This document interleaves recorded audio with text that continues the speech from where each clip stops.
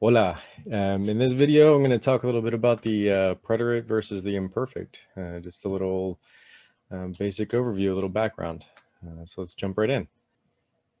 So we're going to start with the forms here. If we look at the AR verbs, so we got AR first, and then ER, IR, and then the so-called irregulars, right? So with the AR verbs, the preterite forms are haste, o, amos, hastes, aron, right? So hablé, hablaste, habló, hablamos, hablastes, hablaron.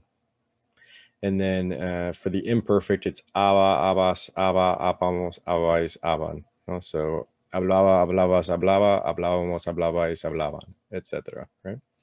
So for ER and IR, we got, for example, comí, comiste, comió, comimos, comisteis, comieron, comía, comías, comía, comíamos, comíais, comían, right? And the ER and the IR verbs are the same in those cases.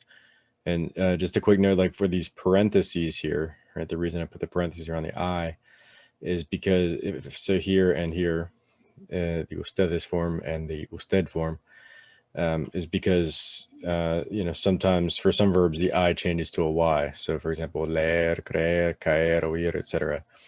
So in all of those cases, you end up with basically 3 vowels in a row, and the I is not the stressed vowel, right? So the I is weak and it becomes strong. It actually turns into a consonant, right? So that Y isn't representing the E sound. It's actually a J sound, right? So leyó, leyeron, right? Or if we were in, say, Argentina or Uruguay, it would be leyó, leyó, leyeron, etc. Right? So it actually becomes a consonant in those cases. But we can kind of consider them to be regular because they still have the same endings, right? The same endings. So leí, leíste, and then leyó, leímos, leístes, leyeron, right? So it's all the same endings. So technically, we could consider them to be regular, even though they have that little quirk where the I changes to a Y. And then the so-called irregulars, notice that the ending system is actually regular, with one exception, which I'll talk about in a second here. So take tener, for example. We got tuve, tuviste, tuvo, tuvimos, tuvisteis, tuvieron. For hacer, hice, hiciste, hizo, hicimos, hicisteis, hicieron, and so on, right? So all of those so-called irregulars really have a regular ending system, right? They're pretty much the same for all of them. Again, with I, there's some like decir where it's actually absent, right? And so we have like dije, dijiste, dijo, dijimos, dijisteis, dijeron, right? With a J instead, right? And so the only exception to that would be ser and ir, which have the same preterite and same preterite forms. So fui, fuiste, fue, fuimos, fuisteis, fueron, where these two ones that are in yellow here, the yo and the usted forms, are different, right? E and A, but otherwise they're the same, right? All the green ones are the same. Also notice that it's kind of a combination, right? So the yellow ones here, those are from the AR forms, and then the green ones are from the ER-IR forms, right? They're basically the same. Then if we look at the irregular imperfects, there are only 3 of them. There's ir, ber, and ser. So as I noted here, right, ir basically acts like an AR verb, right? It kind of wants to be an AR verb. So we got aba, iba, right? So the ba, bas, ba, etc., right, are all there. And then for ber, it acts just like leer and creer. So we got, those are regular, right? So leía, leías, leía. It's just that leer and creer still have 2 E's in the infinitive. Ber used to be ber. It used to have 2 E's, but that one's simplified. And going into why that is a whole different story, right? And then ser is just weird, right? So ser, era, eras, era, éramos, erais, eran, right? And it's been that way ever since the ancient Romans were speaking Latin. Okay, so those are the forms. And now let's look a little bit. I want a quick note about one of the things you've probably heard about, the difference between the preterite and the imperfect is that the imperfect is used for repeated actions. So, for example, cuando era niño jugaba con mis hermanos todos los días. So we got two imperfects there, right? But notice you can also use the preterite for repeated actions, but when you say like a number or something like maybe a lot or something like, or several, doesn't have to be a specific number, then you're going to use the preterite, right? Because we think of that as 500 distinct times, even though you're not really defining that, right? So just be careful with the idea of preterite for single actions, imperfect for repeated actions, because they can both be used for repeated, what we would consider to be repeated actions. Okay, so another important point here that I want to get into before getting into my main point is tense versus aspect. And those are technical terms we don't have to get too much into, but the basic idea, if we take a timeline here and look, we have the past, the present, and the future, right? So here's the present moment. Anything before that would be past. Anything after that would be future. Notice the preterite and the imperfect both fall in the past, right? So they're both past tense, but they're different, what we call aspects. And so in other words, they're different ways of representing our perspective on what we're talking or writing about. And so that those different perspectives can be, we can call them, like the beginning of a past action for the preterite. So salí de mi casa a las 3. So here's it began here and then continued on, right? I left and I was in the process of leaving after that, right? It can be the end of a past action. So llegué a mi casa a las 3, right? So here I was like traveling and then I arrived, bam, right there, a las 3. See? And so, and then we could think of it as an entire action, right? From the beginning to the end. So jugué con mi gato, I played with my cat. I'm thinking of the whole thing, like from the beginning to the end, and bam, there it is, right? So I'm putting a frame there in all these cases, right? Either a partial frame at the beginning or the end, or the whole frame there, right? I'm kind of blocking off some time in my mind. And I want to transmit that idea of blocked off time to you. Right? So the imperfect, on the other hand, represents an action without a set beginning or end, right? So it's just sort of there. So jugaba con mi gato, right? I used to play with my cat, or I was playing with my cat, or I played with my cat. We even could say I would play with my cat. But when, who knows, right? It's just very nebulous. It's out there in the air. Jugaba con mi gato. And so one thing I like to point out too is if you think about the way it sounds, right? The endings even kind of works this way. So for example, jugué con mi gato, we could think of that as bam, like jugué. At that moment, there's a moment there that I'm thinking of, with a frame.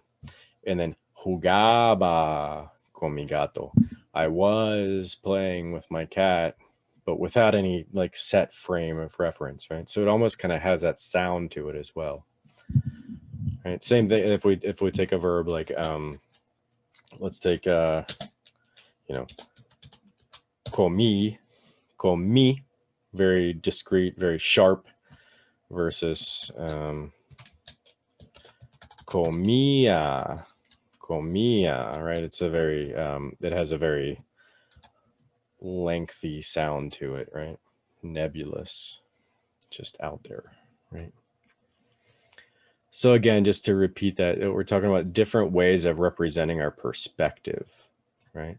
Are we talking about beginning, end, or the chunk, the whole thing at once? Or are we talking about just out there, right? It was happening. It happened in general, right? Okay, so another way to look at that, we can think of it as frames of reference, right? I mean, I already mentioned frames, but if you think about it like more visually, I guess. So we can think about the preterite framing a discrete action. So we can think of it as it establishes these temporal limits, which we saw here, right? These limits here, beginning, end, right? But here, like sort of more visually, everything, like whatever happens inside this box here is what's framed by the preterite, right? So salí de mi casa, this action happened. Bam, there it is, right? Inside that box. Now let's take that same thing, but zoom out, right? And see what else is going on there. So notice this is the exact same thing, right? I'm leaving from this greenhouse, and here leaving from this greenhouse.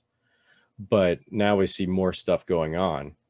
And so the exact same thing, like I left my house, but now that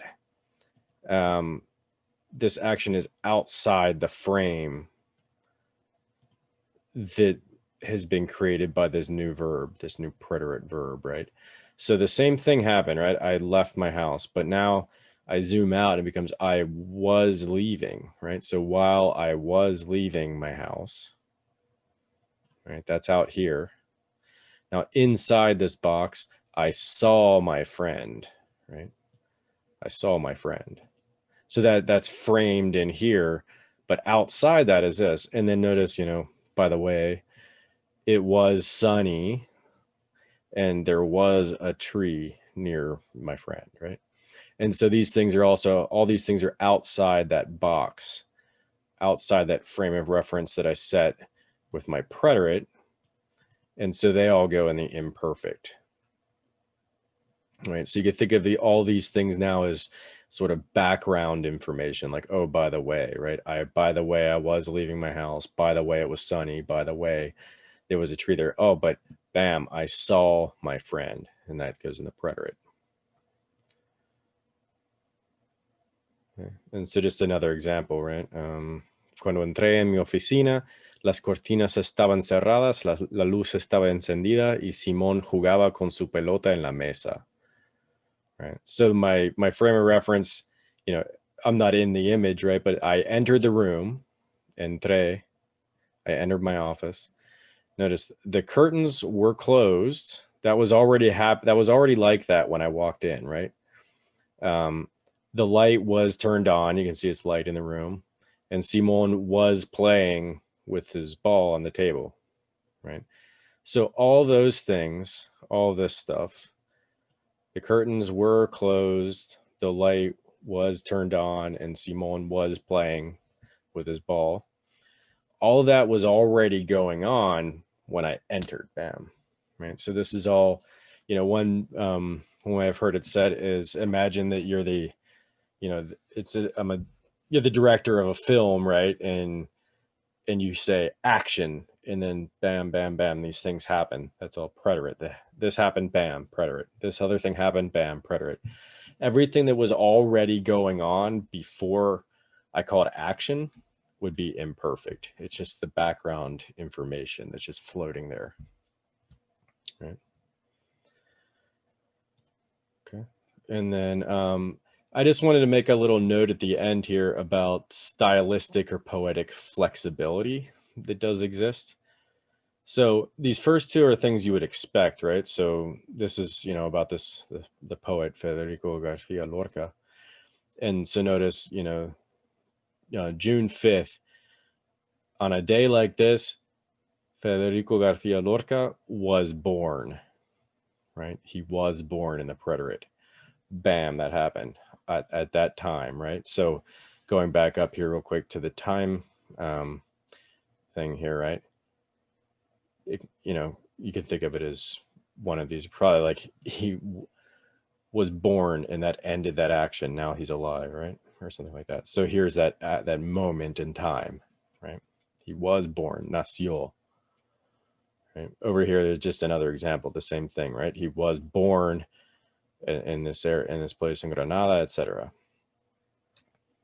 However, you will occasionally, very rarely, but occasionally see it like a poetic use. So notice this. I remember my mind was blown when I first came across this passage.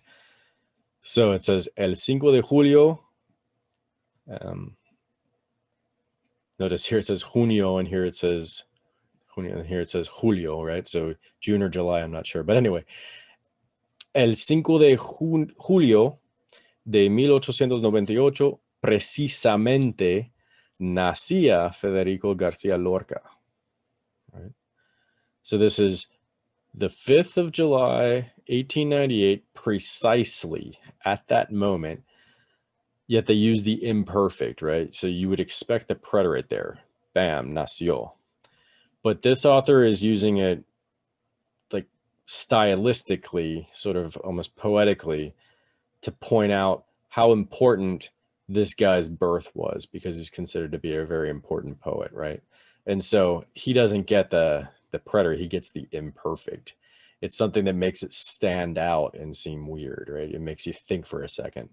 Wait, why do they use the imperfect? Oh, okay, because he's so important, right? So occasionally, but notice what's happening there is that the frame of reference is created by it is this very expansive thing, right? It's just out there, right? He was being born, right? Coming into the world, right? It wasn't just this little thing, right? It was like a huge event that expands out, nacia, right? So, so it can be played with a little bit, right? So, yeah, I mean, I think that's it for now. I think just a short and sweet video about the preterite imperfect. As always, let me know if you have any questions, anything you saw that you'd like me to explain more, just let me know. And nos vemos pronto. Hasta luego.